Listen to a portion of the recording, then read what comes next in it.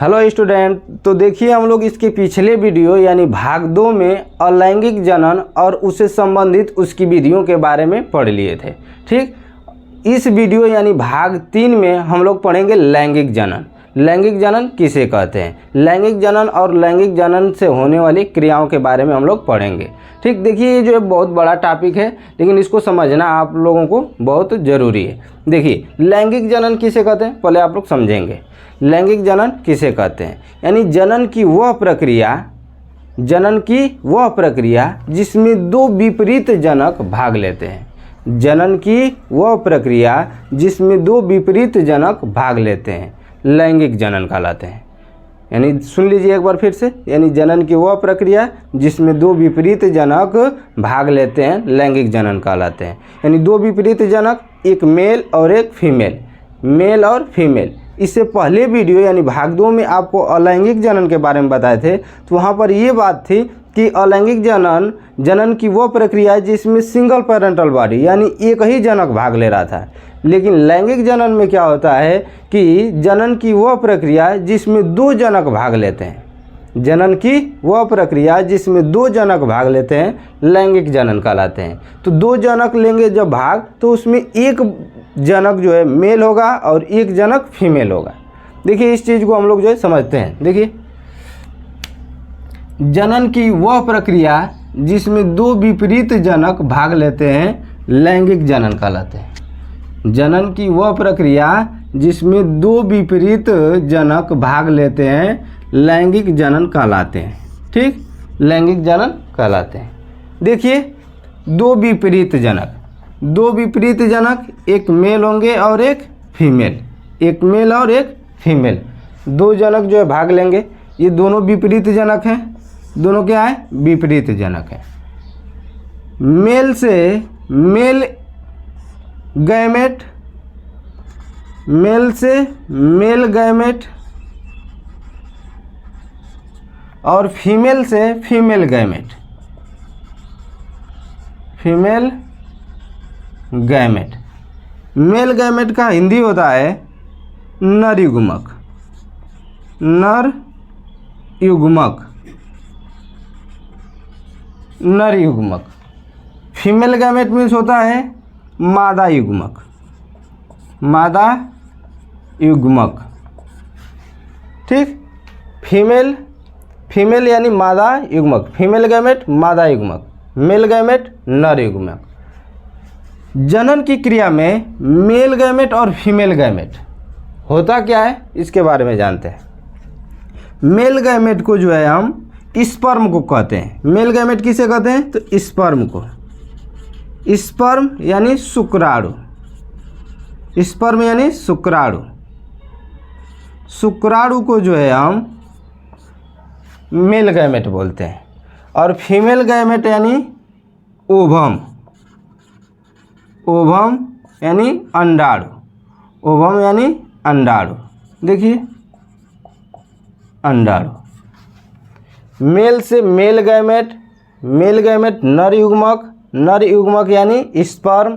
Female से female gamete यानी मादा युग्मक, मादा युग्मक यानी ओवम अंडाणु। ये जो है जनन की क्रिया में भाग लेते हैं। स्पर्म और ओवम जो है लैंगिक जनन में भाग लेते हैं।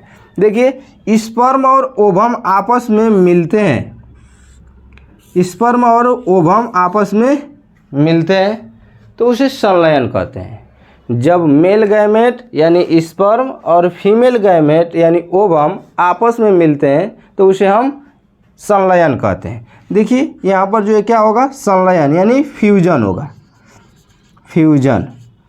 स्पर्म और ओवम आपस में मिलते हैं तो उस क्रिया को हम फ्यूजन कहते हैं। क्या कहते हैं, उस क्रिया को फ्यूजन यानी संलयन कहते हैं।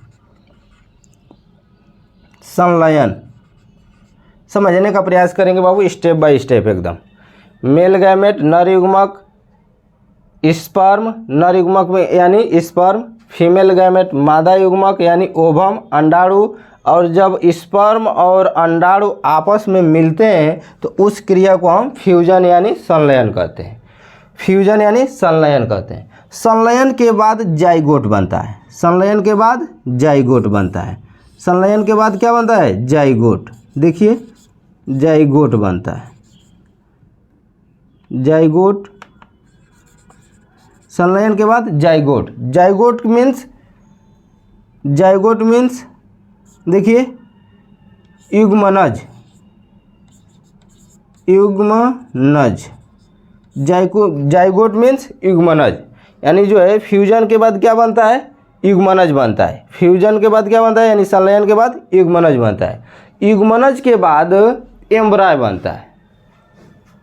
युग्मनज के बाद क्या बनता है? एम्ब्राय, यानी जाइगोट के बाद एम्ब्राय बनता है। देखिए जाइगोट के बाद क्या बनेगा? तो एम्ब्राय बनेगा। ठीक, एम्ब्रियो, एम्ब्रियो यानी भ्रूण का निर्माण होगा। क्या होगा? फ्यूजन, फ्यूजन के बाद जाइगोट, जाइगोट के बाद जो है एम्ब्रियो, एम्ब्रियो यानी भ्रूण, भ्रूण का निर्माण होगा। ठीक, और भ्रूण किसे कहते हैं? जानिए, जब तक जो है बच्चा माँ के गर्भावस्था में, हम मानव में पढ़ लेते हैं, मानव के द्वारा जो है एग्जाम्पल समझ लेते हैं, वैसे पेड़ पौधों में भी है, जीव जंतु में, पशु पक्षियों में भी है, ये जो है जनन की क्रियाएं। तो इसको जो हम मानव से जो है समझते हैं, यानी जब तक बच्चा माँ के गर्भावस्था में होता है तो उसे हम भ्रूण कहते हैं, जब तक कि वो जन्म न ले ले। जब जन्म ले लेता है तो उसे बच्चा या फिर शिशु हम कहते हैं, या जन्म नहीं लिया रहता है यानी माँ के गर्भावस्था में होता है तो वो भ्रूण के रूप में होता है। ठीक, भ्रूण को जो है माँ के गर्भावस्था द्वारा ही भोजन मिलता है, श्वसन की क्रिया होती है। ये सारी टॉपिक जो है हम आपको अगले चैप्टर में पढ़ाएंगे, अगले वीडियो में नहीं, अगले चैप्टर में जो है इस लगभग चैप्टर नंबर 3 या फिर 2 में है, तो आपको हम बताएंगे वहाँ पर। भ्रूण कितने दिनों तक माँ के गर्भावस्था में रहता है? हम मानव से ही समझेंगे।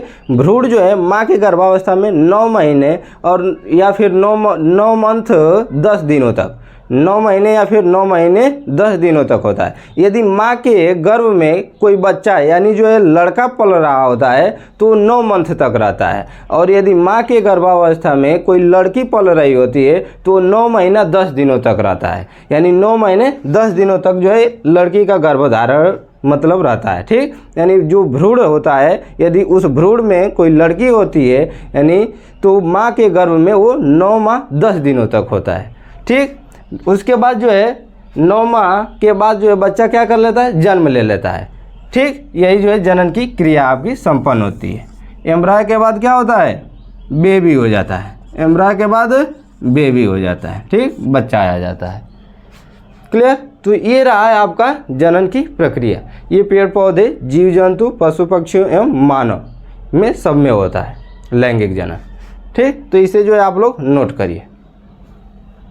आप लोगों ने नोट कर लिया ना? इसके बाद जो हम लोग पढ़ेंगे जनन की प्रावस्था, यानी प्रजनन की अवस्था कितनी होती है, रिप्रोडक्टिव फेज, रिप्रोडक्टिव फेज पढ़ेंगे। ठीक बाबू, जो देखते हैं कि किस अवस्था में जो है जीव जो है क्या करते हैं? जन्म में भाग लेते हैं। किस अवस्था में जो है जीव जनन में भाग लेते हैं? तो जीव जंतु जो है, जीव जंतु की अलग अवस्था होती है, पेड़ पौधों की अलग अवस्था होती है, मानव की अलग अवस्था होती है, पक्षियों की अलग अवस्था होती है, यानी अलग अलग जीव जंतु अपने अलग अलग अवस्थाओं में जनन की क्रिया में भाग लेते हैं। देखिए बाबू, तो हम लोग पढ़ते हैं, मानव से समझ लेते हैं। मानव जो है, मानव की कब अवस्थाएं शुरू होती है जनन की क्रिया में भाग लेने की, या फिर कब जो है मानव जनन के लिए जो है क्या होता है? पूर्ण हो जाता है, परिपक्व हो जाता है। तो हम लोग पढ़ते हैं जनन की अवस्था। ठीक, देखिए, तो हम लोग जो है लैंगिक जनन समझ लिए हैं। अब लैंगिक जनन के बाद जो है हम लोग पढ़ेंगे जनन प्रावस्था या अवस्था। जनन प्रावस्था या अवस्था, जनन प्रावस्था या अवस्था क्या है? मतलब वो अवस्था जिसमें जो है कोई जीव क्या है? जनन के लिए तैयार हो जाता है, जनन के लिए पूर्ण हो जाता है, परिपक्व हो जाता है, वो जनन अवस्था या प्रावस्था कहलाता है। उसको जो देख लीजिए बाबू, हम लोग देखते हैं रिप्रोडक्टिव फेज। जनन प्रावस्था या अवस्था, अवस्था और प्रावस्था दोनों एक ही है। ठीक, यानी उसे बोलते हैं रिप्रोडक्टिव फेज। रिप्रोडक्टिव फेज देखिए क्या है? जनन अवस्था, जीवन की वह अवस्था, जीवों के जीवन की वह अवस्था। इसमें जो आप लोग लिख सकते हैं जीवों के जीवन की वह अवस्था जिसमें कोई जीव प्रजनन क्षम बना रहता है, जिसमें कोई जीव प्रजनन क्षम बना रहता है। ठीक, प्रजनन क्षम का मतलब जो है जनन में सामर्थ्य हो, जनन में भाग ले सकता हो। क्षम का मतलब क्या है? जनन में भाग ले सकता हो। तो जीवों के जीवन की वह अवस्था जिसमें कोई जीव प्रजनन क्षम बना रहता है जनन प्रावस्था कहलाता है। क्या कहलाता है? जनन प्रावस्था कहलाता है। इसको जो है आप लोग सिंपली भाषा में समझेंगे कि यदि जो जीव है वो जनन क्षमता में भाग ले रहा है तो क्या है? जनन अवस्था को प्राप्त कर लिया है। कोई भी जीव हो जब वो जनन क्षमता में भाग ले रहा है, जनन में भाग ले रहा है, यानी उसके अंदर जो है जीव उत्पन्न करने की क्षमता है, तो उसको उसी अवस्था को हम क्या कहेंगे? प्रजनन अवस्था या फिर जनन अवस्था। ठीक, समझ रहे हैं? देख लीजिए, जीवों के जीवन की वह अवस्था जिसमें कोई जीव प्रजनन क्षम बना रहता है जनन प्रावस्था कहलाता है। जनन प्रावस्था का प्रारंभ, जनन अवस्था का प्रारंभ कब होता है? देखिए, जनन प्रावस्था का प्रारंभ किशोरावस्था की समाप्ति से होता है। जनन प्रावस्था का प्रारंभ किशोरावस्था की समाप्ति से होता है। देखिए, अलग अलग जीवों में अलग अलग जनन की प्रावस्था है। अलग अलग जीवों में अलग अलग जनन की अवस्था है। जैसे मानव में कुछ अलग है, पेड़ पौधों में अलग है, जीव जंतु में अलग है। उनकी जो है जनन की टाइमिंग जो है वो अलग अलग है। ठीक, मानव में क्या है उसके हम आगे इसके जो है बताएंगे अभी। लेकिन समझिए यहाँ पर, यानी जनन की प्रावस्था, जनन प्रावस्था का प्रारंभ किशोरावस्था की समाप्ति से होता है। एक जो है मानक टाइम दिया गया है कि मतलब इतने वर्षों के बाद जो है जनन में भाग लिया जा सकता है। ठीक, तो किशोरावस्था की समाप्ति के बाद होता है। अब किशोरावस्था किसे कहते हैं बाबू, हम इसके बाद जो है बता रहे हैं, अभी पहले इसे समझते हैं। मनुष्य में प्रजनन क्षमता विकसित होने के प्रारंभिक समय को, मनुष्य में यानी मनुष्यों में प्रजनन क्षमता विकसित होने के प्रारंभिक समय को यौनारंभ, प्यूबर्टी कहा जाता है। क्या कहा जाता है?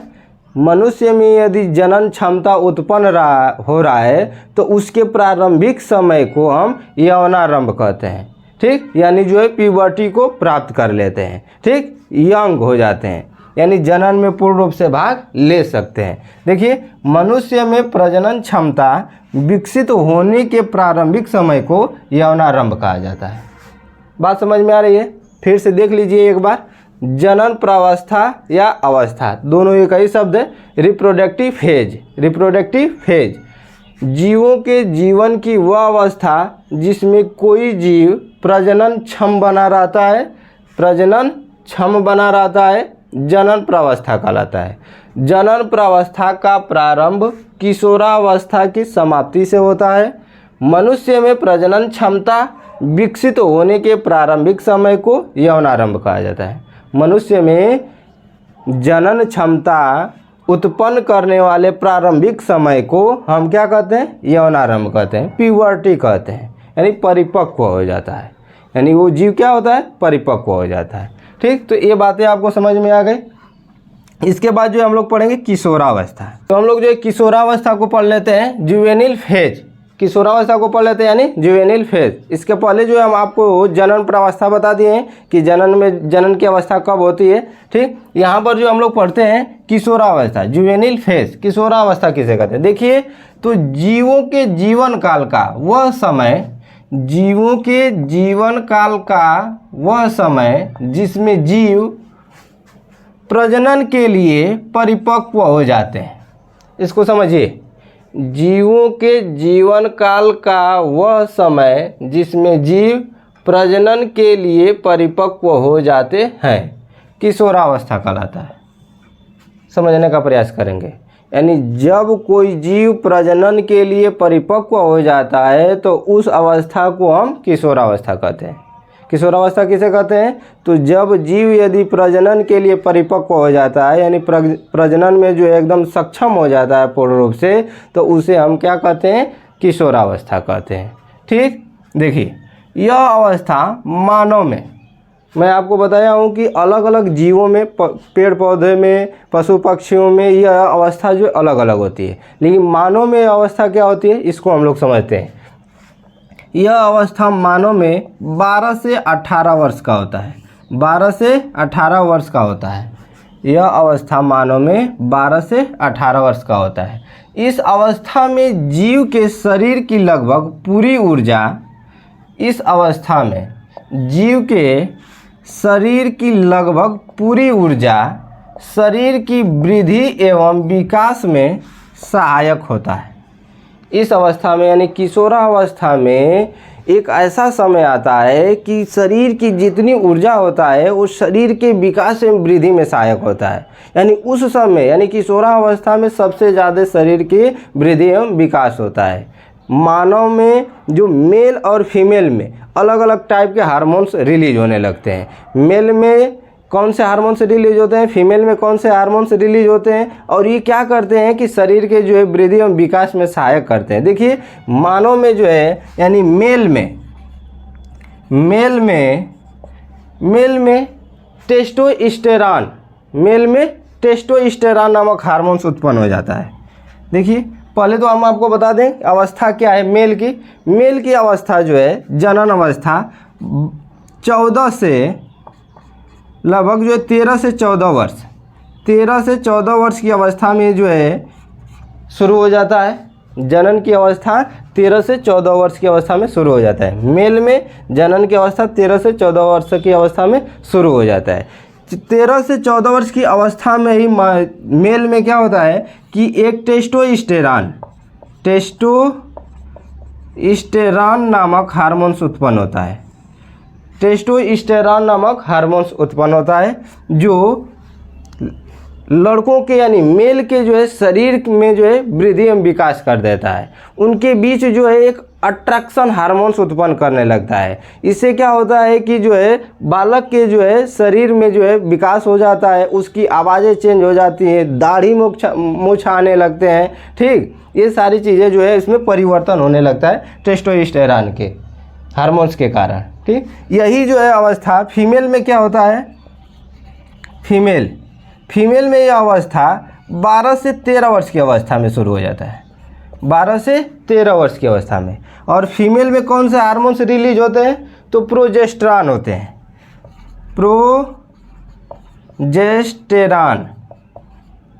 प्रोजेस्टेरॉन नामक हार्मोन्स रिलीज होता है। फीमेल में जनन की अवस्था 12 से 13 वर्ष की अवस्था में शुरू होता है और इसमें जो है प्रोजेस्टेरॉन, फीमेल में प्रोजेस्टेरॉन नामक जो है हार्मोन्स रिलीज होता है जो फीमेल के शरीर की जो है विकास एवं वृद्धि में सहायक होता है। इस अवस्था में फीमेल की जो है आवाज़ें परिवर्तित हो जाती हैं, उन शरीर में भिन्नता उत्पन्न हो जाती है, शरीर में जो है अनेक प्रकार की जो है विकास उत्पन्न हो जाते हैं। ठीक, तो ये बातें समझ गए। ये जो है किशोरावस्था है। एक बार फिर से हम लोग समझते हैं किशोरावस्था क्या होता है। तो जीवों के जीवन काल की वह समय जिसमें जीव प्रजनन के लिए परिपक्व हो जाते हैं किशोरावस्था कहलाती है। यह अवस्था मानव में 12 से 18 वर्ष तक का होता है। इस अवस्था में जीव के शरीर की लगभग पूरी ऊर्जा शरीर की वृद्धि एवं विकास में सहायक होता है। यह मेल में अवस्था 13 से 14 वर्ष में शुरू होता है। इस समय जो है टेस्टोस्टेरॉन नामक हार्मोन्स रिलीज होता है जो मेल के जो है शरीर में वृद्धि एवं विकास करता है। या और फीमेल में यह अवस्था 12 से 13 वर्ष की अवस्था में शुरू होता है और फीमेल में प्रोजेस्टेरॉन नामक हार्मोन्स रिलीज होता है जो फीमेल के शरीर में जो है वृद्धि एवं विकास करता है। ठीक, तो ये बातें आपको समझ में आई। ठीक है, इसे जो आप लोग नोट करिए। इसके बाद जो है हम आपको अगला टॉपिक बताते हैं। देखिए, तो हम लोगों का नेक्स्ट टॉपिक है ऋतुस्राव चक्र, मेंस्ट्रुअल साइकिल। ऋतुस्राव चक्र, मेंस्ट्रुअल साइकिल। मेंस्ट्रुअल साइकिल क्या होता है, ये दो टाइप के होते हैं। मेंस्ट्रुअल साइकिल एक होता है और एक होता है मेंस्ट्रुएशन साइकिल। एक होता है मेंस्ट्रुअल साइकिल, एक होता है मेंस्ट्रुएशन साइकिल। ये जो है मेंस्ट्रुअल साइकिल 27 से 28 दिनों तक चलता है। मेंस्ट्रुअल साइकिल जो है 27 से 28 दिनों तक का होता है और ये फीमेल में पाया जाता है। ये प्राइमेटा संघ के स्तनधारियों में पाया जाता है। मेंस्ट्रुएशन साइकिल या मेंस्ट्रुअल साइकिल किस में होता है, तो फीमेल में होता है। मेंस्ट्रुअल साइकिल किस में होता है, फीमेल में होता है। ये 27 से 28 दिनों का एक चक्र होता है। उसके बाद जो है पुनः ये दोबारा होता है। ठीक, देखिए क्या है ये, जब जनन तंत्र की सहायक नलिकाओं की एंडोमेट्रियम कोशिकाएं, जनन तंत्र की सहायक नलिकाओं की एंडोमेट्रियम कोशिकाएं चक्र के अंत में, यानी जो है 27 से 28 दिनों के बाद, चक्र के अंत में यानी 27 से 28 दिनों के बाद, 27 से 28 दिनों का इसका एक चक्र चलता है, तो 27 से 28 दिनों के बाद विघटित होकर मासिक स्राव के रूप में शरीर के बाहर निकल जाती है, तो उसे ऋतुस्राव चक्र या मासिक चक्र कहते हैं। ठीक, उसे ऋतुस्राव चक्र या मासिक चक्र कहते हैं। देखिए क्या है, जब जनन तंत्र की सहायक नलिकाओं की एंडोमेट्रियम कोशिकाएं चक्र के अंत में विघटित होकर, चक्र के अंत का मतलब समझ रहे हैं ना, यानी 27 से 28 दिनों, 27 से 28 दिनों बाद, 27 से 28 दिनों बाद, 27 से 28 दिनों के बाद विघटित होकर मासिक स्राव के रूप में शरीर के बाहर निकल जाती है, तो उसे ऋतुस्राव चक्र या मासिक चक्र कहते हैं। इसमें एंडोमेट्रियम की कोशिकाओं के साथ साथ, इसमें जो एंडोमेट्रियम कोशिकाओं के साथ साथ कुछ रक्त, म्यूकस व अनिषेचित अंड भी बाहर निकलते हैं। क्या क्या निकलते हैं?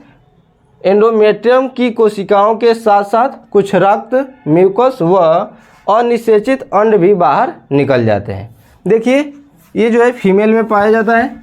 इसको देखिए आप लोग फिगर के थोड़ा द्वारा हम जो बता दे रहे हैं आपको। ये फीमेल का जो है रिप्रोडक्टिव सिस्टम है। ये क्या है? फीमेल का रिप्रोडक्टिव सिस्टम है। ये फीमेल के ओवरी हैं और ओवरी में जो है अंडाणु बनता है। ये जो है लगभग 1 से 27-28 दिनों का जो एक चक्र चलता है। ये 2 ओवरी होती है, यानी एक पेयर ओवरी यानी अंडाशय पाया जाता है। ये दोनों ओवरी एक साथ काम नहीं करता है, दोनों ओवरी एक साथ नहीं काम करता है। एक बार में एक ओवरी यानी एक चक्र में एक ओवरी काम करता है और इसमें जो है अंडाणु बनते हैं। ये अंडाणु जो क्या होते हैं, लगभग 1 से लेकर 27 से 28 दिनों तक जो है वर्क करते हैं। इस ओवरी में जो है क्या करते हैं, काम करते रहते हैं। ये जो है पूर्ण रूप से परिपक्व होते हैं, 27 से 28 दिनों में फिर पुनः विघटित हो जाते हैं। और ये जो क्या करते हैं, रक्त के साथ, किसके साथ? रक्त के साथ व म्यूकस के साथ अनिषेचित अंड, ये अंड जो है क्या करते हैं, यहाँ फेलोपियन ट्यूब होता है। इसको जो हम और विस्तार से बताएंगे जब जीवों में जनन बताएंगे आपको, जो मानव जनन यानी जो है लेसन 3, ठीक, यानी जो है अध्याय 3 में आपको हम बताएंगे और इसको जो है अच्छे से। लेकिन यहाँ जैसे शॉर्ट में आप समझ लीजिए। तो ये क्या होता है कि यहाँ पर आकर वेट करता है और अनिषेचित रहता है। निषेचन के लिए जो है स्पर्म का वेट करता है फेलोपियन ट्यूब में, ठीक। और यहाँ पर जब निषेचित नहीं होता है तो ये जो है ओवम क्या होता है, टूट कर यानी विघटित होकर कुछ रक्त और म्यूकस के साथ अनिषेचित अंड जो है क्या होता है, बाहर निकल जाता है। और जब ये बाहर निकलता है तो उसी को हम क्या बोलते हैं, ऋतुस्राव या फिर मासिक बोलते हैं, ठीक, मासिक गुणधर्म बोलते हैं इसको। देखिए ऋतुस्राव या मासिक धर्म बोलते हैं, ठीक। समझ में आई बात? तो ये है आपका जो है ऋतुस्राव चक्र या फिर मेंस्ट्रुअल साइकिल। समझ में आई? क्लियर? ठीक है, तो इसे आप जो है नोट कर लीजिए। पुनः जो है अगला टॉपिक हम बताते हैं आपको।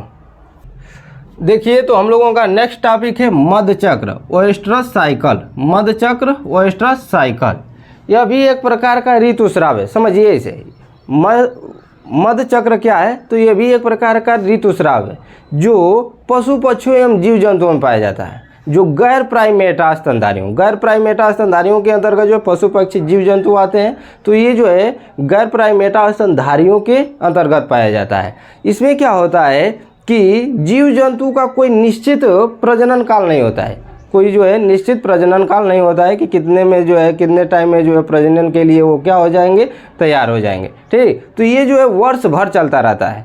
मध्यचक्र क्या होता है, वर्ष भर चलता रहता है। इसे जो है हीट पीरियड के नाम से जानते हैं। ये जो है इसे हीट पीरियड के नाम से जानते हैं। ये अलग अलग पशु पक्षियों में अलग अलग जीव जंतुओं में जो है अलग अलग टाइम पर होता रहता है, ठीक। ये जो जैसे गाय भैंस हो गए, गाय भैंस के में जो है ये मध्यचक्र लगभग 18 घंटे का होता है।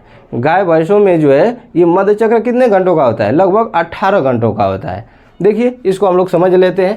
मध्यचक्र यानी ओएस्ट्रस साइकिल यह भी एक प्रकार का ऋतुस्राव होता है। यह भी एक प्रकार का ऋतुस्राव होता है जो गैर प्राइमेटा स्तनधारियों यानी पशु पक्षियों जीव जंतुओं में होता है।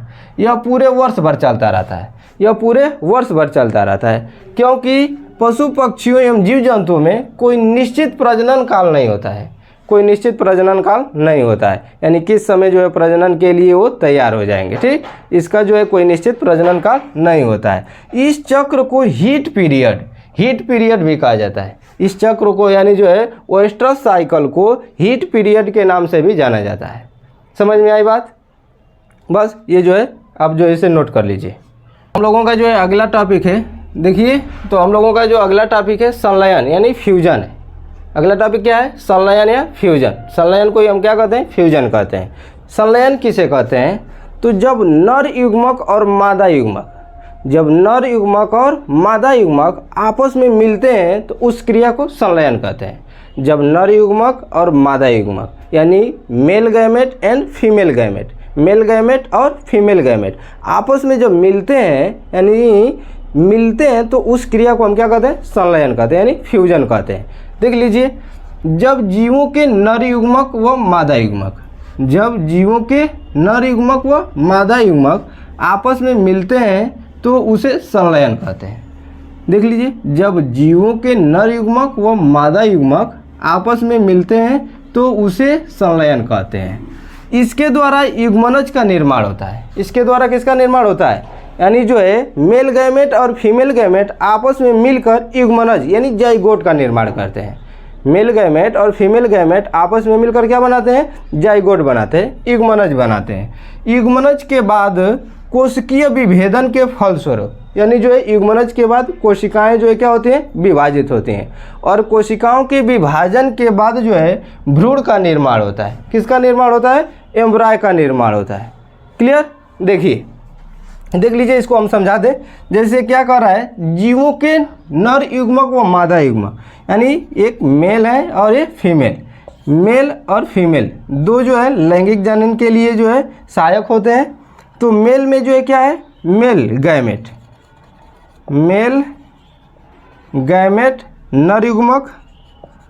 नर युग्मक, फीमेल में फीमेल गैमेट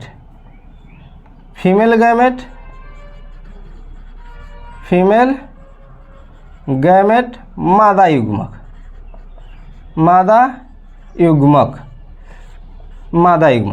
मेल गैमेट क्या होता है? तो मेल गैमेट स्पर्म होता है, स्पर्म। और फीमेल गैमेट क्या होता है? तो ओवम होता है। स्पर्म यानी शुक्राणु, और ओवम यानी अंडाणु। ठीक, देखिए, यानी मेल गैमेट और फीमेल गैमेट यानी ओवम और शुक्राणु यानी ओवम और स्पर्म जब आपस में मिलते हैं तो उसे हम क्या कहते हैं? संलयन कहते हैं। जब ये आपस में मिलते हैं, दोनों आपस में मिलते हैं तो उसे हम क्या कहते हैं? संलयन यानी फ्यूजन कहते हैं। यानी इनके मेल गैमेट और फीमेल गैमेट के मिलने की क्रिया को फ्यूजन कहते हैं, संलयन कहते हैं। अच्छा, जब ये आपस में मिल जाते हैं तो बनाते क्या है? मेल गैमेट और फीमेल गैमेट मिलकर जाइगोट बनाते हैं।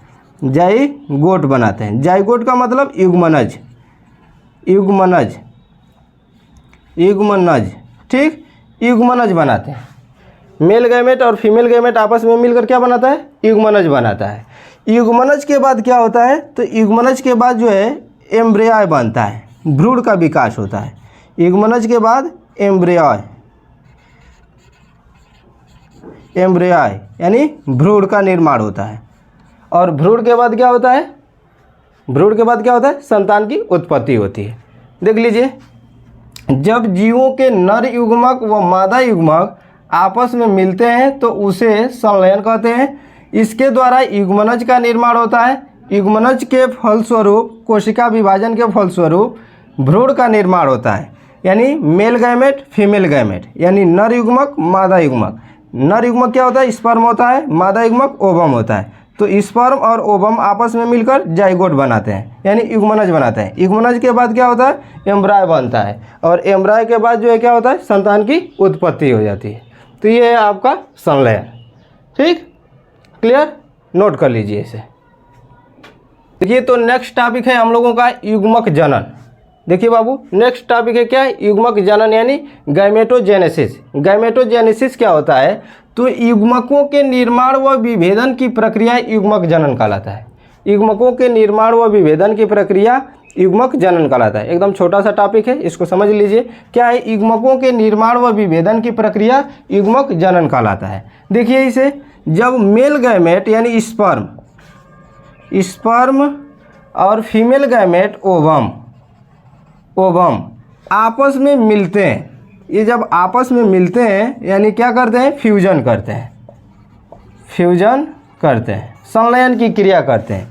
तो स्पर्म के अंतर्गत ये स्पर्म की कोशिकाएं और ओवम की कोशिकाएं यानी जो है इसमें उपस्थित गुणसूत्र यानी डीएनए और गुणसूत्र, इसमें उपस्थित डीएनए आरएनए, ओवम में उपस्थित गुणसूत्र यानी डीएनए आरएनए, ये क्या होते हैं? जैसे स्पर्म यानी मेल में गुणसूत्रों की संख्या क्या होती है, या गुणसूत्र को किससे प्रदर्शित करते हैं? तो देखिए गुणसूत्र जो है मानव में यानी पूरे मानव में जो गुणसूत्रों की संख्या 23 जोड़े होती है, 23 जोड़े यानी 46 होती है। पूरे मानव में जो गुणसूत्रों की संख्या कितनी होती है? अलग अलग जीवों में जो है गुणसूत्रों की संख्या अलग अलग होती है। यहाँ पर जो है मानव में गुणसूत्रों की संख्या 23 जोड़े या 46, 23 जोड़े, ये जोड़े में 23 जोड़े या फिर 46, कुल 46 होती हैं।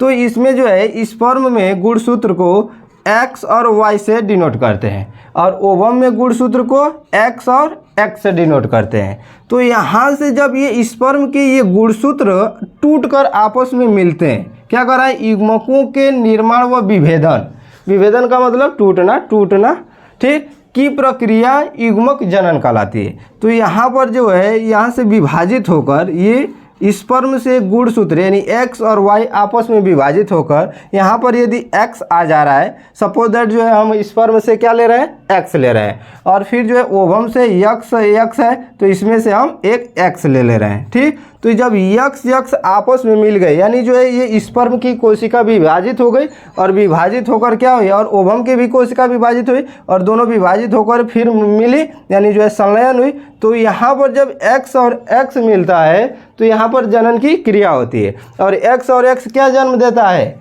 X और X फीमेल को जन्म देता है ठीक। यानी जो है X और X जब गुणसूत्र आपस में मिलते हैं तो ये फीमेल यानी मादा को जन्म देता है, यानी लड़की की जन्म होती है ठीक। यदि जो है यही Y और जो है यहाँ से Y और X जब आपस में मिलता, यहाँ से स्पर्म से क्या आता? Y और यहाँ से आता X, तो X और Y आपस में मिलता। देखिए यहाँ से भी इसका जो विभाजन हुआ Y का और यहाँ से X का विभाजन हुआ, पुनः ये आपस में मिलकर X और Y बनेंगे। तो जब X और Y गुणसूत्र मिलता है तो यहाँ पर पुरुष यानी जो है नर का जन्म होता है, यही जो है युग्मक जनन है। क्या है बाबू? युग्मक जनन है। क्लियर? बात समझ में आई? तो जब युग्मकों के निर्माण व विभेदन की प्रक्रिया युग्मक जनन कहलाता है। युग्मकों के निर्माण व विभेदन की प्रक्रिया क्या कहलाता है? जनन कहलाता है। बस यही जो है युग्मक जनन। ओके, समझ लीजिए, इसे जो है नोट करिए, फिर अगला टॉपिक बताते हैं। देखिए तो हम लोगों का अगला टॉपिक है निषेचन। देखिए अगला टॉपिक क्या है हम लोगों का? निषेचन यानी फर्टिलाइजेशन। निषेचन किसे कहते हैं यानी फर्टिलाइजेशन किसे कहते हैं? तो जब नर युग्मक और मादा युग्मक आपस में संलयन करते हैं, जब नर युग्मक और मादा युग्मक आपस में संलयन करते हैं तो उस क्रिया को निषेचन कहते हैं यानी फर्टिलाइजेशन कहते हैं। जब नर युग्मक और मादा युग्मक आपस में संलयन की क्रिया करते हैं यानी जब संलयित होते हैं, विखंडित होकर जो है आपस में मिलते हैं, संलयन करते हैं, तो उस क्रिया को हम क्या कहते हैं? निषेचन कहते हैं ठीक। निषेचन के पश्चात जो है नए जीव का उत्पत्ति होता है। नए जीव का क्या होता है? उत्पत्ति होता है, यानी संतान की उत्पत्ति होती है। निषेचन के प्रकार हम आपको बता दें, निषेचन जो मुख्य रूप से दो प्रकार का होता है। निषेचन मुख्य रूप से दो प्रकार का होता है। एक होता है बाह्य निषेचन और एक होता है आंतरिक निषेचन। एक इंटरनल फर्टिलाइजेशन और एक्सटर्नल फर्टिलाइजेशन, यानी आंतरिक निषेचन, बाह्य निषेचन, आंतरिक निषेचन, बाह्य निषेचन। आंतरिक निषेचन को इंटरनल फर्टिलाइजेशन बोलते हैं और बाह्य निषेचन को एक्सटर्नल फर्टिलाइजेशन। आंतरिक निषेचन में क्या होता है? तो इसमें युग्मक संलयन की प्रक्रिया जीव के शरीर के अंदर होती है। इसमें युग्मक संलयन की प्रक्रिया क्या होता है? शरीर के यानी जीवों के शरीर के अंदर होता है, तो इसे हम आंतरिक निषेचन कहते हैं यानी इंटरनल फर्टिलाइजेशन कहते हैं। और है तो बाह्य निषेचन में जब युग्मक संलयन की क्रिया जीव के शरीर के बाहर होता है, जब युग्मक संलयन की क्रिया जीव के शरीर के बाहर होता है तो उसे हम बाह्य निषेचन कहते हैं, यानी एक्सटर्नल फर्टिलाइजेशन कहते हैं। एक्सटर्नल फर्टिलाइजेशन में थोड़ा जो है भ्रूण बनने या फिर जो है जनन की क्रिया में जो है बहुत काफ़ी बाधाएं आती हैं, लेकिन जो इंटरनल फर्टिलाइजेशन होता है वो पूर्ण रूप से परिपक्व होता है, उसमें जो है भ्रूण के सेफ होने का जो है संभावनाएं ज़्यादा होती है। ठीक, तो ये होता है निषेचन। देख लीजिए क्या होता है निषेचन। निषेचन जब नर युग्मक और मादा युग्मक आपस में संलयन करते हैं तो उसे हम निषेचन कहते हैं। जब नर युग्मक और मादा युग्मक आपस में मिलते हैं तो उसे हम निषेचन कहते हैं। ठीक, देखिए निषेचन के प्रकार, निषेचन के हम प्रकार यहीं पर बता दें आपको। निषेचन दो प्रकार के होते हैं। निषेचन कितने प्रकार? तो दो प्रकार है। पहला जो है आंतरिक निषेचन, आंतरिक निषेचन, और दूसरा जो है बाह्य निषेचन, बाह्य निषेचन, बाह्य निषेचन। आंतरिक निषेचन को बोलते हैं इंटरनल फर्टिलाइजेशन, इंटरनल फर्टिलाइजेशन, और बाह्य निषेचन को बोलते हैं एक्सटर्नल फर्टिलाइजेशन।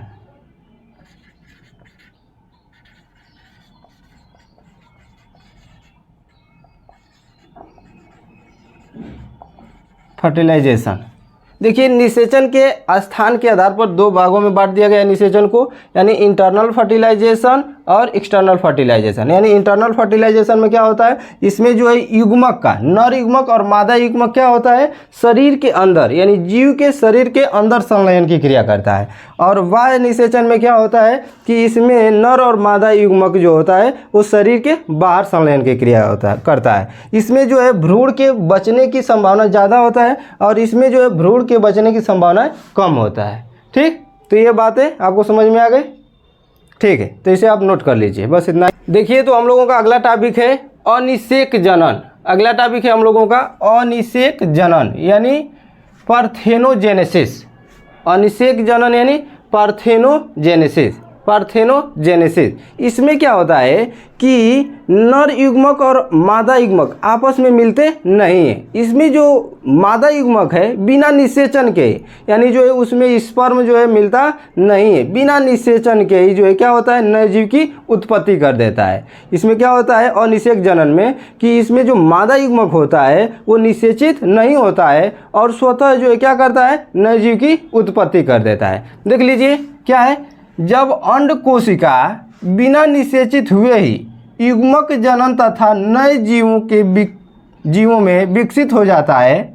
देखिए यानी जब अंड कोशिका बिना निषेचित हुए ही युग्मक जनन तथा नए जीवों में विकसित हो जाता है, नए जीवों में विकसित हो जाता है तो उसे अनिषेक जनन कहते हैं, उसे अनिषेक जनन कहते हैं। इसमें क्या होगा, मादा युग्मक जो होता है जनन की क्रिया कौन करता है, मादा युग्मक ही करता है। तो इसमें मादा युग्मक नर युग्मक से जनन की क्रिया नहीं करता है बिना निषेचित हुए ही, यानी जो मादा युग्मक बिना निषेचन के ही नए जीव की क्या कर देता है उत्पत्ति कर देता है, नए जीव का निर्माण कर देता है, तो उसे हम अनिषेक जनन कहते हैं। अनिषेक जनन होता किसमें, जैसे देख लीजिए मधुमक्खी, मधुमक्खियों में जो जनन की क्रिया नहीं होती वो अनिषेक जनन द्वारा जो है नए जीव की उत्पत्ति कर लेते हैं। टर्की पक्षी एक प्रकार की जो ये पक्षी के कैटेगरी में आता है, पक्षी है जो इसमें भी जो है निषेचन क्रिया नहीं होता है। ये मादा जो होता है स्वतः जो है क्या करता है बिना निषेचन के नए जीव की उत्पत्ति कर देता है। उसके बाद जो है कीट है, छोटे छोटे कीटों में, बैक्टीरिया में, वायरस में जो है क्या होता है निषेचन की क्रिया नहीं होता है, बिना निषेचन के ही जो है क्या होते हैं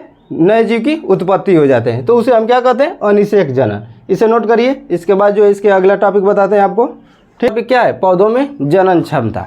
पौधों को जनन क्षमता के आधार पर, यानी पौधे जो है कितने बार जो है एक पौधा कितने बार जो है अपने पूरे जीवन काल में जन्म पुष्प का विकास करता है, फल देता है या फिर नए जीव की उत्पत्ति करता है, ये भी आप कह सकते हैं। यानी पौधों में जनन क्षमता यानी पुष्प का विकास करना, फल देना ही तो जनन है ना। पौधों में जनन कैसे है, पुष्प का विकास करेगा, फल देगा, तो फल से बीज बनेगा, बीज से फिर नए पौधे का विकास होगा, तो यानी जनन की क्षमता। इन पौधों में जनन क्षमता के आधार पर पौधों को दो भागों में बांटा गया है, एक जो है पॉलीकार्पिक और दूसरा जो है मोनोकार्पिक। पहला जो है पॉलीकार्पिक और दूसरा जो है मोनोकार्पिक। देख लीजिए पॉलीकार्पिक क्या होता है, मोनोकार्पिक क्या होता है। मैं आपको बता दूं मोनोकार्पिक, सबसे पहले आपको मैं मोनोकार्पिक बता दें। मोनोकार्पिक क्या होता है, तो वे पौधे जो अपने पूरे जीवन काल में, वे पौधे जो अपने पूरे जीवन काल में केवल एक बार फूल का धारण करते हैं, यानी पुष्प धारण करते हैं और फल देते हैं। वे पौधे जो अपने पूरे जीवन काल में सिर्फ केवल एक बार पुष्प धारण करते हैं और फल देते हैं, उसे जो मोनोकार्पिक कहते हैं। मोनोकार्पिक के अंतर्गत क्या आता है, तो मोनोकार्पिक के अंतर्गत जो है गेहूँ, मटर, सरसों, चावल, मूली, गाजर, केला जो है मोनोकार्पिक होता है।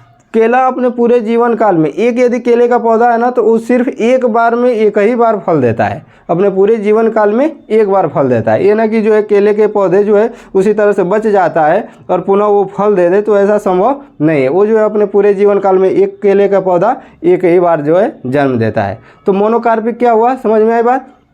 यानी मोनोकार्पिक वे पौधे हैं जिनके जो है पूरे जीवन काल में एक बार पुष्प का जो है निर्माण होता है और एक ही बार जो है फल देते हैं, मोनोकार्पिक कहलाता है। और पॉलीकार्पिक क्या होता है, तो पॉलीकार्पिक के अंतर्गत वे पौधे आते हैं जो अपने पूरे जीवन काल में हर वर्ष पौधे जो है क्या करते हैं, पुष्प का धारण करते हैं और जो है फल देते हैं। यानी हर वर्ष जो है पुष्प का धारण करेंगे और फल देंगे। जैसे आम, अमरूद, नीम, सेब, अंगूर, ये सब जो है पौधे क्या हैं, हर साल हर वर्ष जो है क्या करते हैं, पुष्प उस पर जो है धारण करते हैं और जो है फल आता है। ठीक, तो ये जो है पॉलीकार्पिक है। देख लीजिए, इसे जो है आप नोट करेंगे, पौधों में जनन की क्षमता, यानी पौधों में जनन क्षमता के आधार पर पौधों को दो भागों में बांटा गया।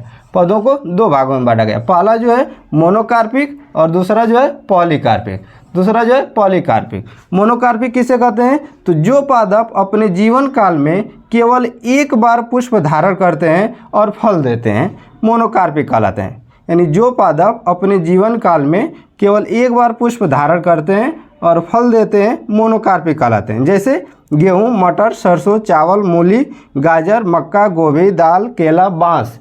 बाँस एक जो है झाड़ी है, बाँस को वृक्ष नहीं कहते हैं, जानते रहिएगा। बाँस जो एक झाड़ी के कैटेगरी में आता है और ये भी जो है अपने पूरे जीवन काल में, वैसे तो ये बहुत लंबे समय तक रहता है, लेकिन इसके जो है पूरे जीवन काल में सिर्फ एक बार इस पर जो है पुष्प लगता है और फल आता है। और जब इस पर पुष्प आ जाता है तो वहीं पर ये इसका जो है समाप्ति हो जाती है, ये खत्म हो जाता है। उसी तरह से पॉलीकार्पिक देखिए, जो पादप अपने पूरे जीवन काल में प्रत्येक वर्ष पुष्प धारण करते हैं और फल देते हैं, पॉलीकार्पिक कहलाते हैं। जो पादप अपने जीवन काल में प्रत्येक वर्ष पुष्प धारण करते हैं और फल देते हैं, पॉलीकार्पिक कहलाते हैं। जैसे आम, नीम, सेब, अमरूद, अंगूर, जामुन, नींबू इत्यादि। ठीक बाबू, तो ये रहा है आपका पौधों में जनन क्षमता के आधार पर पौधों के प्रकार। इसे आप जो है नोट कर लीजिए। उसके बाद जो है नेक्स्ट टॉपिक आपको हम बताते हैं, एक दो और टॉपिक हैं जो इसके बाद जो ये पूरा चैप्टर जो है क्या हो जाएगा, समाप्त हो जाएगा। उसके बाद जो अगले टॉपिक में अगले वीडियो में हम लोग जो है अगला चैप्टर पढ़ेंगे। देख लीजिए, एक आध टॉपिक है और उसे हम बता रहे हैं, इसे नोट करिए आप। देखिए, तो ये जो है लास्ट टॉपिक है, पादप एवं वैज्ञानिक नाम। ये जो इस पूरे चैप्टर का लास्ट टॉपिक है, यानी अंतिम टॉपिक है। ठीक, इसके बाद जो है हम लोग अगले वीडियो में नेक्स्ट चैप्टर पढ़ेंगे, यानी जो है अध्याय 2 पढ़ेंगे, पौधों में लैंगिक जनन। ठीक, इसमें जो है ये आपका जो है लास्ट टॉपिक है एकदम, पादप एवं वैज्ञानिक नाम। देखिए क्या है, कुछ पादप्स हैं और उनके जो है वैज्ञानिक नाम है। जैसे सरसों के वैज्ञानिक नाम क्या है, तो ब्रैसिका कैम्पेस्ट्रिस, ब्रैसिका कैम्पेस्ट्रिस। ठीक, मूली के वैज्ञानिक नाम क्या है, राइफेनस सटाइवस। मूली के वैज्ञानिक नाम राइफेनस सटाइवस। मटर के वैज्ञानिक नाम पाइसम सटाइवम। सेम के वैज्ञानिक नाम डालिकोस लबलब।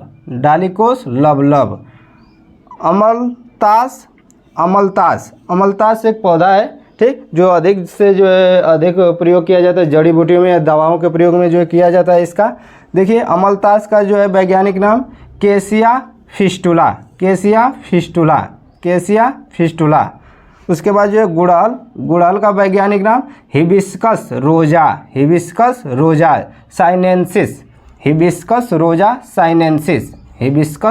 साइनेंसिस। मक्का का वैज्ञानिक नाम जिया मेंज। पपीता का वैज्ञानिक नाम कैरिका पपाया, कैरिका पपाया। फिर से इसको जो हम लोग जो है एक बार देख लेते हैं, पादप एवं उसके वैज्ञानिक नाम। पादप है और ये जो है उनके वैज्ञानिक नाम है। सरसों ब्रैसिका कैम्प्रेस्टिस, कैम्प्रेस्टिस, इसको जो है आप लोग ध्यान से पढ़ेंगे। मूली राइफेनस सटाइवस, राइफेनस सटाइवस। मटर पाइसम सटाइवम, मटर पाइसम सटाइवम। सेम डालिकोस लबलब, सेम डालिकोस लबलब। अमलतास केसिया फिस्टुला, केसिया फिस्टुला। गुड़हल हिबिस्कस रोजा साइनेंसिस, गुड़हल हिबिस्कस रोजा साइनेंसिस। मक्का जियामेंज, मक्का जियामेंज। पपीता कैरिका पपाया, पपीता कैरिका पपाया। ठीक, ये जो है लास्ट टॉपिक रहा, यहीं पर जो है ये जो है समाप्त हो जाता है पूरा चैप्टर। ठीक, इसके जो है इसके बाद हम नेक्स्ट वीडियो जो है नेक्स्ट टॉपिक के साथ यानी नए अध्याय के साथ शुरू करेंगे। धन्यवाद।